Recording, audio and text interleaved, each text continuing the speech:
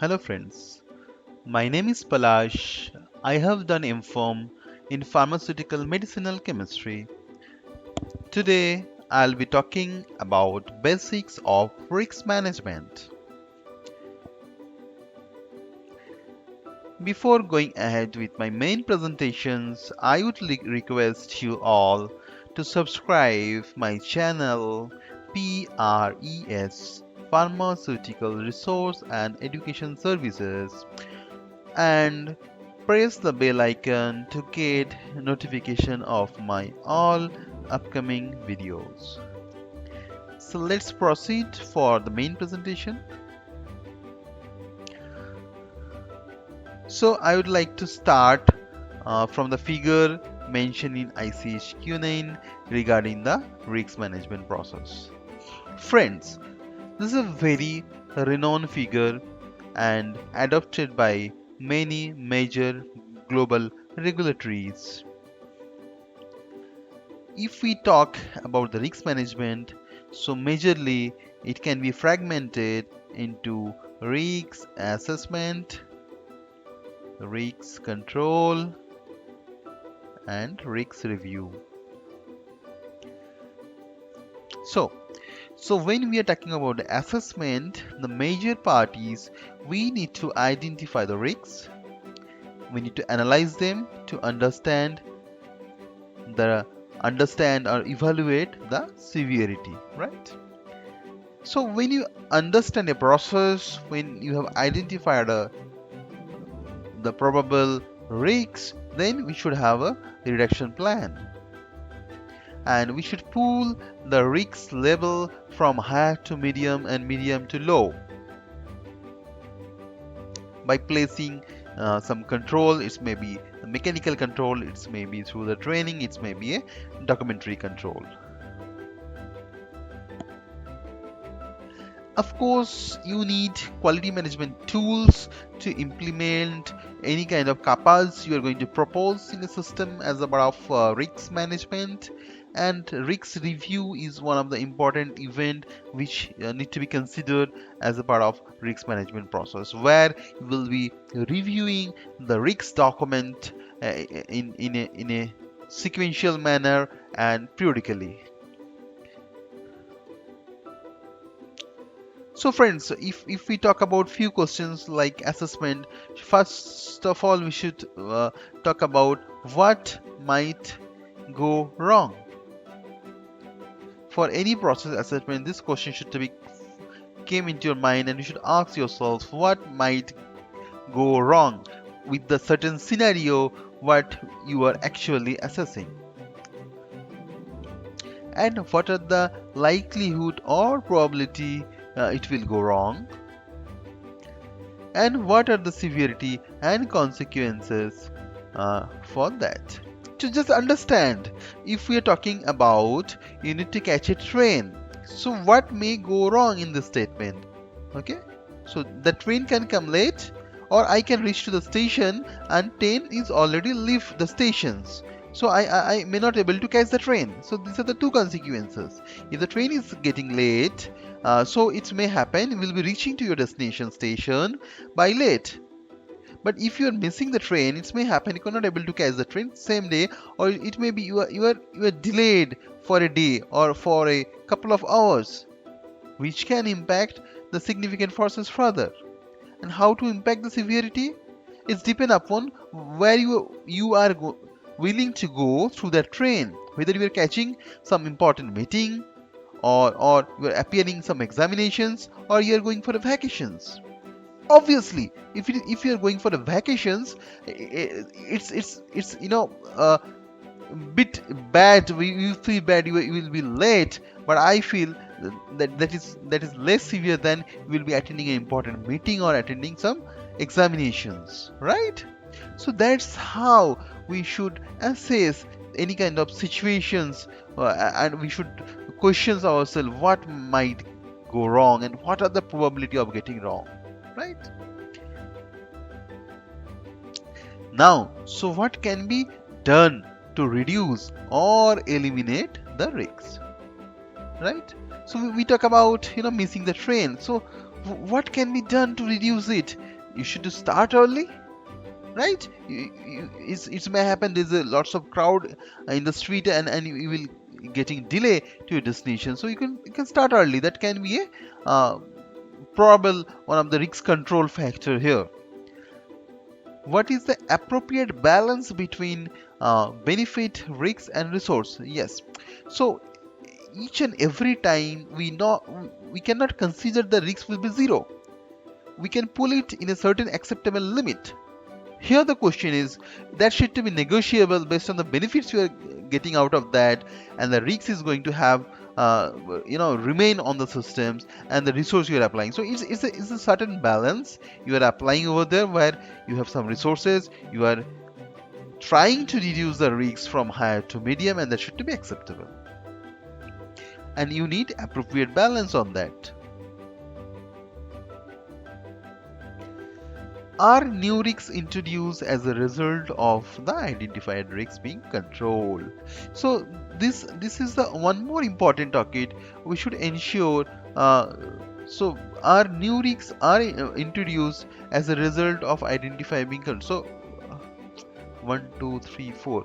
So this question is important. Whenever you are encountering any kind of new risks, we should ensure that so you are not bringing some more risks into the system. So the control you are going to propose, the kappa you are going to implement, that need to be reviewed and verified very closely, and that's how the risk review event is important. So it may happen at the day of implementation, does not have anything, but it may happen after a year you will able to understand something wrong with the system, right?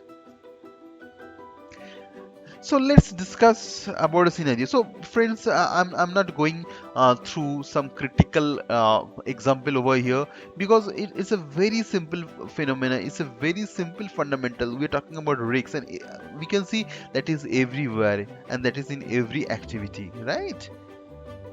So we should have the proper mindset to identify all the questions associated with that risks. That is the requirement, right? If I discuss such a scenario where someone is riding a bike in a dark night, and we can see there's a cloud and rainfall is happening, lots of difficult scenario I have explained over here. Now you should think that what might go wrong, right? Exactly, friends. I know that couple number of options coming to your mind. Yes, these are the things can be happen if he is riding the bike, right? In a dark night, it's maybe certain potholes we can say in the road, and it's raining, and he does not have any raincoats and any kind of helmet. So lots of things associated with when we'll be talking about what might go wrong. Start documenting and start noting all those things, right? Now the question is, what are the likelihood or probability it will go wrong, right? It's an important one. And what are the consequences, right? So it is a consequential order. What might go wrong? What are the probability for getting something wrong, and what are the consequences if something is happened, right? Let's start and let's talk about consequences in a order to understand the severity as well. So I will be making this is one. So this is the first consequences I will say, where whenever or wherever that person is willing to go with bike, he can reach late, he can delay in his destinations, reaching destinations, right? And second one, what can be happen? It may be happen some brake fails, and the bike was damaged, and I'm not considering something is happened physically, right? It's the asset damage we can consider, nothing happened physically. Now I will talk about third.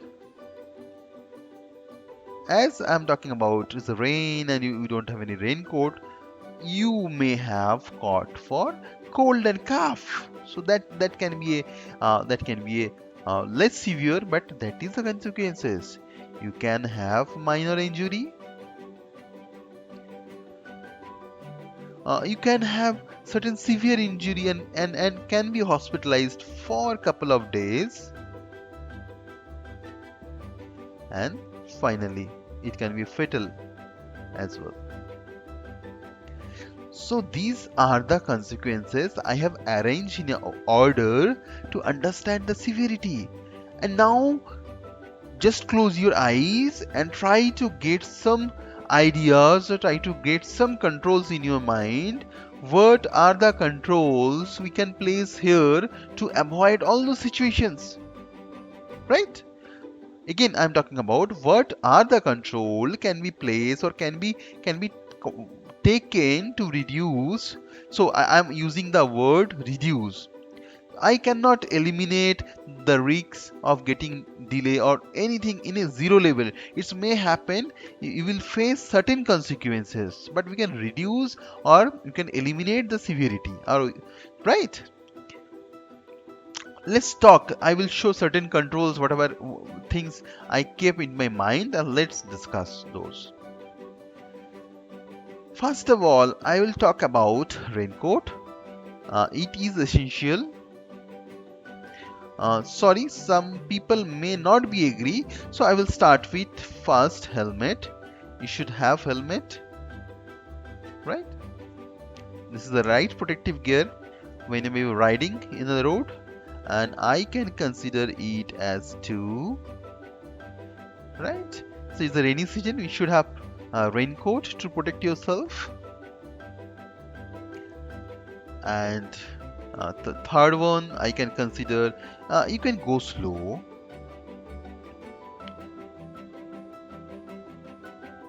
Nothing to hurry, because you can see there is no light on the street and there is rainfall, so you can drive slow, right? It will enhance your safety. Or if possible, you can park your vehicle somewhere for a while and wait till the rainfall is getting down. Fifth, I can say you can have some protective gear with gloves and good shoes which will help you for your protection in case you got some your bike is getting breakdown or you fell down somewhere, it can be protect. And you should not forget the control of doing maintenance of your vehicle timely, which will ensure that your vehicle does not break down on the road, maybe due to the tire faultage, due to the other mechanical faultage. It will not happen because you have done maintenance timely. So these are the control so I have thought and I have placed. Maybe you will able to bring much more control to avoid this kind of situations, but these are the control I just want to discuss just for understanding what are the risks, what are the severity, and how you can build up the control, right?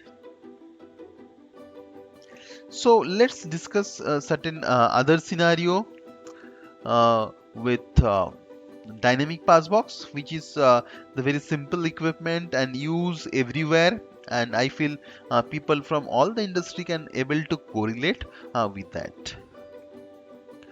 So let's talk about dynamic pass box to understand better. So I will talk about if you are willing to prepare efficient risk assessment, you should have a great knowledge of the system, or you should have a right set of SME who understand the system better. Because if you don't understand the system, if you don't have any knowledge of the system, you cannot able to bring you cannot able to understand or identify what might go wrong, right? So here I am talking about few major components which help to regulate the dynamic pass box. In case of any kind of failure, any of them, you can face any kind of quality issues in the pass box. So first of all, I will talk with HEPA. This is very important. This is blower. This is pressure indicator, which I have shown here. This is pressure filter, which is placed here. Pre-filter, we cannot see, but it is somewhere inside. Door magnet must be placed just below the handle. Door gasket must be there in this area, just where the door is getting closed. UV light. So might have some hour meter you can see here, and there's UV light. So whatever the component I talked here, every component has their own attribute, right? So here today I will not discussing in detail, because I just trying to discuss on the concept of risk assessment, not here to discuss about the dynamic passbox failure analysis, right? So I will just touch a few points to make yourself understand. Definitely I can come back with that point if I got a request. I can make a detailed video on that, but today I just go through and run through the basic risk assessment applying the FMEA tool, right? So I can say this is the basic structure of FME. I plotted couple of details over here, so which will where you can mention the attributes what is going to happen. So let's start here. I mentioned the system name. So you can change the structure based on your requirement, but unless this is a very basic structure, and it's very handy and useful as well. My system and component here is dynamic passbox. Certain subcomponent I have tried to mention for assessment. So you can identify any critical component from your system to understand and to understand and to identify what are the risks associated with that. So I just taken one component, that is damage. So we understand gasket can be damaged, and if the gasket is damaged, you cannot able to close the door. So somewhere I connected with the door magnet. Is a similar impact. If the door magnet is damaged, the door will not close properly. It may happen due to the pressure of the air. It will open in the other side. So in the both the case, what will happen? You can have cross contaminations, right? And severity is very high. So I can come into this point. It's depend upon where this passbox is placed, right? And what are the activities you are going to do with this passbox. If something is you're handling the scrap and the area where it is installed, it is not so critical, severity may not be high. So again and again I'm talking about, there is no thumb rule. You should have proper knowledge of the system. You should know where we should place what, right? Here the scale I make based on the high, medium, low. Although industry having a practice of putting a number, it may be 10, 7, 5, it may be 100, 50, 70, whatever the scale you have, doesn't matter. The intent is same, whether we are talking it is severe severity, talking in a high scale, medium, low. So whatever the scale we are going to mention, but intent is same. Just I'm trying to explain that. So mechanism of failure. So we should write there. We talk about contaminations, how it can be happen, right?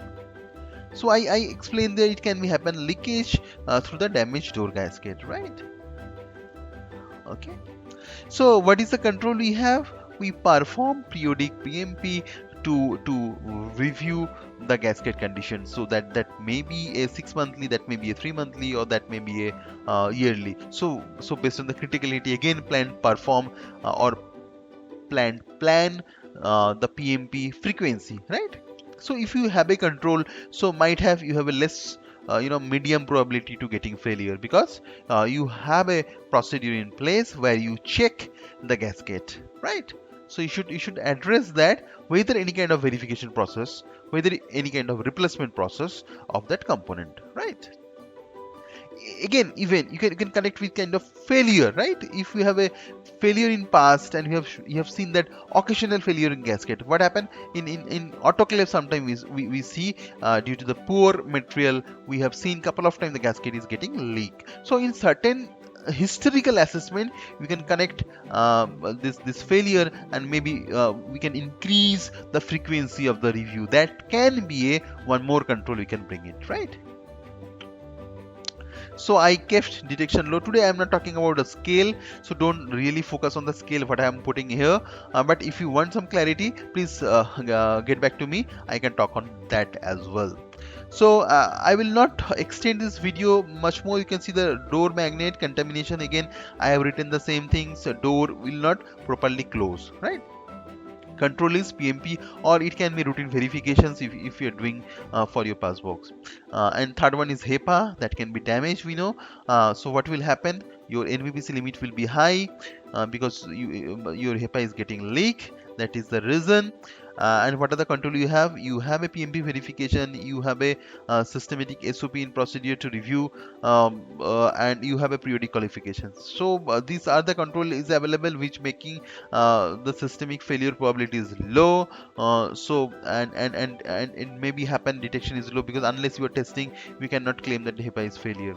But anyhow, the RPN I consider as medium, because we have couple of verification procedure available in our system. So friends, I just today trying to discuss about all the consequences and how to process about risk management, considering the ICHQ9 diagram what I have shown in the initial of my presentation. I hope you people able to understand and able to articulate that how to prepare a risk assessment. Please get back to me if you require any kind of further clarification on that, or something you need extended information. Absolutely, I come back to with you on more clarification video. Till then, thank you very much.